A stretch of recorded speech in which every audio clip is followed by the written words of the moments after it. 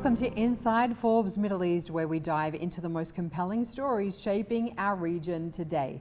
I'm Sally Mousa, and this month is dedicated to celebrating the most powerful businesswomen of the Middle East for 2025. These are the women who are not just leading industries, they are redefining leadership, innovation, and resilience in an ever-evolving world. So, to take us behind the scenes of this landmark issue, the stories of these extraordinary women, and so much more, it's great to welcome back our managing editor, Claudine Coletti. So good to see you. Good to see you again, Sally. Hi. Claudine, we have an amazing list of women this time around, as we do every year. But before we do dive into the lists and the stories, let's talk about how the list actually comes together. We get this question a lot, but in this context, what defines power and how we choose the most powerful businesswomen? It's a very interesting question, Sally. Power means different things to different people, obviously. For us, it's about impact. We look at the biggest, the best, and the most impactful. So with this list, as with all our lists, it begins with our research team, our in-house research team, who look across markets, look across sectors, look across all the data they already have and all the new data that they can input. And that's where they begin, and that takes weeks to go through. But yeah, this is how this list begins. And for the business women in particular, we've got several lists in this issue, but I'd say the biggest one is the 100 most powerful business women. We also have the top 20 Arab women in government. When you look at the methodologies for both, they're fairly similar in that we look at the impact of the leader over the last year, specifically what they've achieved in the previous 12 months, as well as what they've achieved overall in their careers. We look at the roles they currently hold within their company. For the business women in particular, we look at the size of that company. So, the assets they hold, the revenues they bring in, the markets they cover. And then we'll look at things like their sustainability initiatives and other roles that they actually hold in other organizations potentially. So it's it's quite an in-depth process. It takes a lot of judgment, basically. Exactly, Claudine, and because as you say right there, the process is so comprehensive. Our incredible research team is so busy every single month with every list that we do put out, and we look at so many different factors to come up with these lists. And so this year's list really is a testament to the diversity of industries where women are making a significant impact. So let's talk about a couple of the standout leaders who are featured. Of course, every month we have an Arabic edition of the Forbes Middle East magazine, and we have an English edition of the Forbes magazine as well. And this month, it is all about the two Monas. And of course, first of all, we have Her Excellency Mona Al Marri, the Vice Chairperson and Managing Director of the Dubai Media Council. So many different titles that she holds. It's pretty incredible. I have to go through them all. She's also the Director General of the Government of Dubai Media Office and the President of the Dubai Press Club. She's of course been pivotal in shaping the Emirates media landscape, hasn't she, Claudine? She has, absolutely, and her role is actually getting bigger. In December last year, the Dubai Media Council's remit was widened to give them more powers in terms of gaming and filming. And that's just going to see her increase her role in telling Dubai's story, not just in the region, but globally. I mean, the media office has a huge responsibility in telling the world who we are as an Emirates and welcoming all of those businesses and that creativity in to use our landscape. I've been in media here for a long time in Dubai, and something that has always emerged for me is the way that Dubai has created its very own brand. When you go anywhere in the world, people understand Dubai. They understand what it stands for. It stands for a city that is dynamic, that is innovative, that is leading the way across so many different industries, especially the industries of the moment, things like AI and technology as well. So she has done an incredible job when we think about what that takes, people didn't know. I was just talking to somebody yesterday. Well, what Dubai looked like 25 years ago, there was very little there.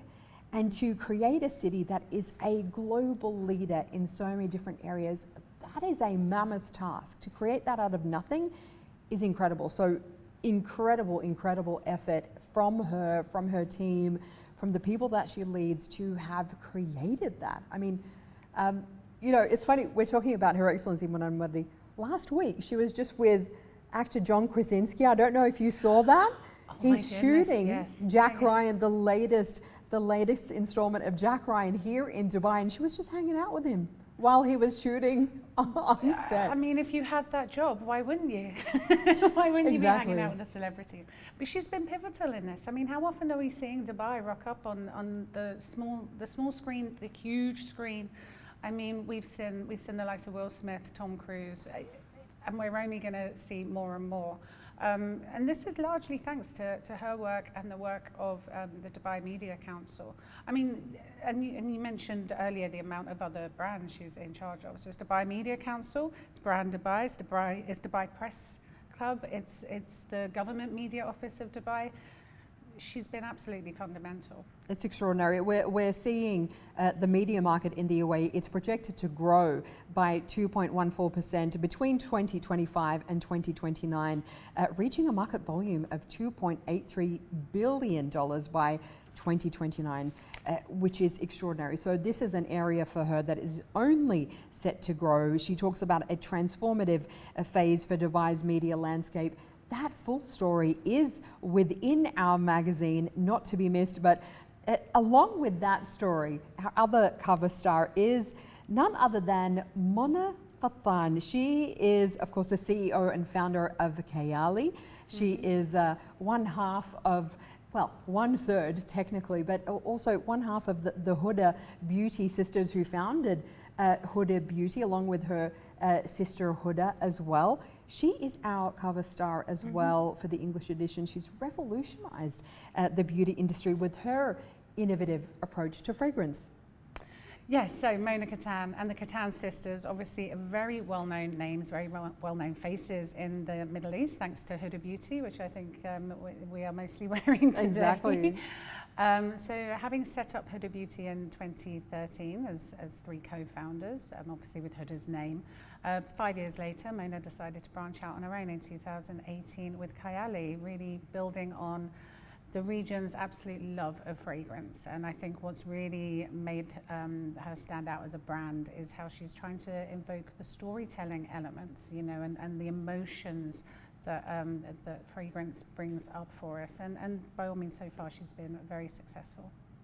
Exactly, and you know, that's interesting because that's what Kayali means. It means my imagination, and she's known for being so incredibly creative and, like you say, you know, really tapping into the storytelling side of things, and what she's done with that is amazing. And now, in fact, she is breaking up, as it were, with Huda Beauty. They just released a video just this month talking about that, making that announcement and saying, you know, it's time for them to go their separate ways and become more independent. Yes, I mean, breakups a very sad word. I like to think of it more as, as you say, becoming independent. So Huda Beauty is, Kayali was set up under Huda Beauty's umbrella, and obviously Huda Beauty at that point was already a massive brand in its own right. Now Huda Beauty is selling its shares in Kayali so that Kayali can be free to scale in its own right. So it's selling its shares to General Atlantic. Mona is remaining as CEO and therefore, you know, remaining kind of creatively very much leading her brand into the future. I think there's still some regulatory permissions going on, but that's very much what the future holds. That video that they released about it was so interesting. It was full of tears. It was very heartfelt, and it was kind of really interesting to me because, you know, they did set up these companies together, and it's kind of like it kind of highlights how business can be really emotional, you know, because they talk about how they've both grown as people, and so they've become more independent of each other. They used to be codependent, and need each other for that support. And now that they've both grown, years have gone by, their businesses have also grown. And it just shows that evolution that's happened and why they're becoming now more independent as well. So it was very interesting to see that and for them to talk about it in that way as well. It's nice to see them being that open and emotional with their fans, I guess, their audience. I think that does help people relate to a brand more, and it builds those communities, it builds that relationship. Exactly, and this is what both Mona and Hoda are known for, that they're so real, and this is one of the ways that they've built their community as well. Of course, Mona has been to our summits. People have met her there. She has spoken at our summits, and she's exactly who you see online. She's exactly who you see on television. She is very real. She is somebody who cares deeply about connecting with people, and that's why she's built such an incredible community. And it's wonderful to see that Kayali, she talks very openly in the magazine about people not believing in it and it having a very difficult start, but she kept at it, and she talks about how she turned it around to make it such an amazing brand. And she's even got her dad on board now as well. Yeah, Dapper Daddy. Yes, we love it. Dapper Daddy, he has his own brand. Perfume that they've just launched as well. Well, we're talking, I don't want to give all of the story away, Yeah. but it's, their father was very, very fundamental in their lives. They were born in the US with Iraqi roots, but it was their father that decided in the early 2000s that he wanted them to be more connected to their roots, wanted them to have more of an Arabic upbringing. So they moved to this region, and 23 years later, they're still here, and this is where they've found themselves and built their businesses. So kind of paying homage to him, it felt right to her. So looking forward to seeing how that goes. In the best way, and it's only getting bigger. They're branching out into all kinds of things. So this is an exciting thing to see and an amazing story in the magazine to watch. But we've also got leaders in healthcare, in finance, in space technology, in government, so many different areas as well, Claudine. Oh yeah, honestly. So what I love about this year's list in particular is we have 19 new people on the Businesswomen's list. Which is brilliant, isn't it? Fantastic. And we have 6 people returning to the list. This is just great seeing people that return, and including we have Alicia Mupen. She leads Asta Healthcare. Number 1 is not a returner or a newbie. It's very much somebody who's been on the top of that list for, I think this is her 3rd year. Hannah Al-Rostamani, leader of FAB Bank, of course. It covers every sector, and I honestly, it's one of my favorite lists. Yeah. It's one of my favorite lists. We're seeing women be represented more and more on all our other lists. Just because we're seeing them take the leadership positions more and more, but it's gradual. So to actually be able to celebrate them wholly and only is a great thing. Someone who is an incredible leader, an Emirati leader in this country, who leads the list of some of the most influential family-owned companies in the region, is Dr. Raja Al Ghurg, and she has been with the company since 1989. She is incredible. She is often at the top of our lists, and somebody who was in fact mentored by her late father, Isa Saleh Al Ghurg, and such an incredible story of somebody who really has been at the forefront of leadership in business in this country. And often, like her father, she's been an ambassador in informal ways as well. He was a formal ambassador for the UAE to the UK, but she is somebody who is always taking the power of Emirati women to the world and doing amazing things with that. She absolutely is. We've featured her a few times. She's incredible. We've had the pleasure of meeting her in person, actually, in the past where she's attended events. We have 10 of the women on top of their family businesses featured in this issue. They're all absolutely incredible. They've all been there for many years. It is an unusual thing still to see women on top of their family business. Yeah. So finding out more about them and supporting them through this is incredibly important, and yeah, proud to do so. Another big one that you mentioned as well is the Women in Government list as well. Some really incredible names in there. Somebody who's been a lot in the headlines recently is Her Royal Highness Princess Rima bint Bandar Al Saud, who's the ambassador of Saudi Arabia to the United States. She is part of that list. Of course, Sheikh Badour Al Qasimi, another incredible name. Her Excellency is in that list as well. Somebody who's been really leading in the UAE and in this region in entrepreneurship, where it comes to publishing. Of course, she has Kalimat, but she's also heading up the Sharjah Book Authority when we're talking about that, and leading the world's biggest book fair.